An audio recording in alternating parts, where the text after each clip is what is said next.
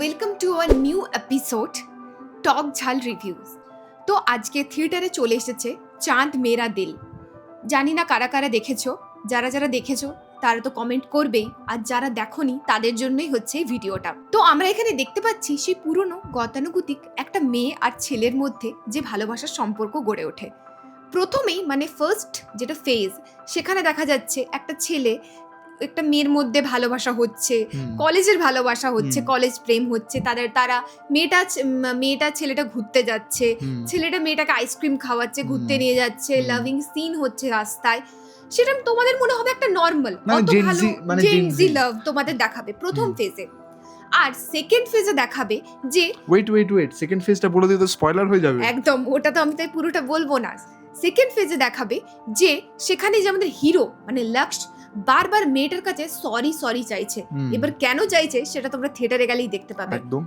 আমরা প্রথমে ভেবেছিলাম যে সিনেমাটা হয়তো গতানুগতিক, যেমন একটা ছেলে মেয়ের মধ্যে প্রেম সেরকম হবে, ঝগড়া হবে, যেমন আমরা কবির সিং এ দেখেছি, একদম কবির সিং এ যেটা আমরা বুঝতে পেরেছিলাম ইন্টেন্স লাভ। বাট এখানে যেটা সেকেন্ড ফেজ হবে মুভি, সেটা কিন্তু পুরো মুভিটাকে একটা টার্নিং পয়েন্ট দেবে, যেটা তোমরা এক্সপেকটেশন হয়তো রাখোনি। এখানে যে হিরো মানে লক্স, তার অ্যাক্টিং নিয়ে তো কিছু বলার নেই, কারণ সে একটা রাইজিং স্টার, সেটা আমরা কিলেই দেখতে পেয়েছি। কিলে যে একটা ইন্টেন্স লাভার বয়ের সে অ্যাক্টিং প্লে করেছিল, সেটা তো দেখার মতো। আর এখানেও তার অ্যাক্টিং ঠিক সেরকমই, হয়তো তার ক্যারেক্টারটা সেরকম ডিজার্ভ করছিল অ্যাক্টিং, বা তার অ্যাক্টিং তো নিয়ে কিছু বলার নেই, বাট যেটা রাইটিংটা তার ক্যারেক্টারে সেটা কিন্তু দারুণ ছিল। এবার বলবো হিরোইন অনন্যা পান্ডে। এখানে কিন্তু অনন্যা পান্ডে হলো লেডি সলমান খানের অ্যাক্টিংটা দেখেছো? এক বা ওয়ান্টেড মুভিতে যে সলমান খান ছিল, एक बार जो मैंने कमिटमेंट कर दिया फिर मैं किसी की नहीं सुनता, এখানে হলো অনন্যা ওরকম, যে আমি যেটা একবার বলে দিই সেটা আমি শুনি না, মানে লক্ষ্যকে বারবার সরি বলবে, মানে অ্যারোগেন্স টাইপের দেখিয়েছে। বাট আমি এটা বলবো যে অনন্যা পান্ডের জায়গায় যদি অন্য সেটা অনন্যার দোষ নয়, ম্যাক্সিমাম মেয়েদেরই দোষ।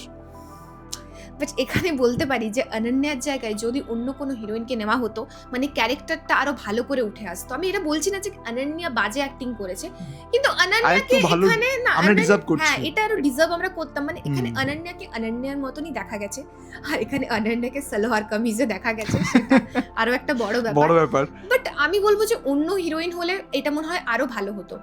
বাট আমি বলবো যারা তোমরা যাচ্ছ দেখতে, তারা কিন্তু বেশি এক্সপেকটেশন নিয়ে যেও না। মানে কত রেটিং করতে চাস তুই? আমি যদি এটা রেট করি তাহলে এটা বলবো 3 আউট অফ 5। আচ্ছা, মানে ঠিকঠাক বলতে গেলে। এখানে কিন্তু অনেক কিসিং সিন কাটা হয়েছে, সেন্সর বোর্ড কিন্তু কেটে দিয়েছে। যাই হোক, তোমরা তো কেউ মা বাবার সাথে মুভিটা দেখতে যাবে না, এটা একটা কাপল মুভি। যদি একবারের জন্য বলা হয় মুভিটা ভালো, মানে একবার কাপলরা ওয়ান টাইম ওয়াচ মুভি হিসেবে ঠিক আছে, ভালো। কাপলরা অবশ্যই একবার দেখার জন্য খুবই ভালো, কিন্তু দেখতে যাও, কিন্তু বেশি এক্সপেকটেশন নিয়ে দেখতে যাও না, মানে যেটা আমরা কিলে দেখেছিলাম একদম যে বেশি না, আমরা কিলটাকে যেমন ভাবিনি যে এত ভালো হবে বলে অ্যাকচুয়ালি বেরিয়ে গেছে। যাই হোক, বেশি এক্সপেকটেশন নিয়ে যেও না। তোমরা যদি একটা ভালো কাপল মুভি দেখতে চাও তাহলে এই সিনেমাতে কিন্তু হিরো হিরোইন আছে, কোনো ভিলেন কিন্তু আমরা দেখতে পাই না, একদম না, ভিলেন কিন্তু নেই, এটা একে অপরেরই ভিলেন। হ্যাঁ, দেখে মনে হচ্ছে সেকেন্ড ফেজ একে অপরের ভিলেন। আর কিছু আমরা কিছু দেব না এই ভিডিওতে, স্পয়লার দিচ্ছি না, তোমরা গিয়ে দেখো, এনজয় করো। কেমন লেগেছে সিনেমাটা সেটা কিন্তু আমাদেরকে কমেন্টে অবশ্যই জানাবে। আর ভালো লাগলে চ্যানেলটাকে সাবস্ক্রাইব করবে, ভিডিওটাকে লাইক করবে, আর বন্ধুদের সাথে শেয়ার করবে। দেখা হচ্ছে পরের ভিডিও। Bye bye.